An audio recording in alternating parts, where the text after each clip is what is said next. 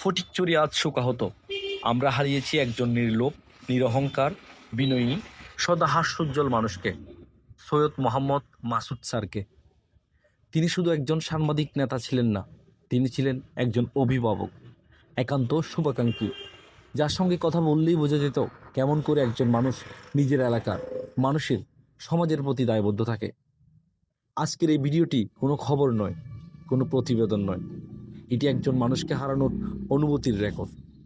একজন মানুষের জীবন কতটা অর্থবহ হতে পারে, তিনি না থেকেও তা আমাদের মনে দাগ কেটে যায়। তা যেন চোখে আঙ্গুল দিয়ে দেখিয়ে গেলেন মাসুদ স্যার। জানাজার নামাজ শেষে তার জন্য যে মানুষগুলো চোখ বুজে গেছে, তারা কেউ সাংবাদিক, কেউ পরিচিত, কেউ সাধারণ গ্রামবাসী, সবাই বলছে একই কথা, এমন মানুষ খুব কমই হয়। সাংবাদিকতা ছিল তার পরিচয়, কিন্তু মানবিকতা ছিল তার আসল শক্তি। উপজেলার উন্নয়ন, মানুষের সমস্যাগুলো নিয়ে গভীরভাবে ভাবতেন তিনি, আলাপ করতেন বারবার, এবং কাঁধে কাঁধ মিলিয়ে থাকতেন প্রতিটি ভালো কাজে। আজ সেই কণ্ঠটি নেই। আজ আর কেউ বলবে না, ভাই একটু বসেন, ফটিকছড়ির একটা ব্যাপারে আলাপ করি। আজ তার চিরবিদায়। জানাজায় অংশ নেওয়া মানুষগুলো যেন নীরবে একটা বার্তা দিয়ে গেল, ভালো মানুষ হারালে শুধু কষ্ট পরিবারের নয়, সমাজও পায়। আমরা তার আত্মার মাগফিরাত কামনা করছি।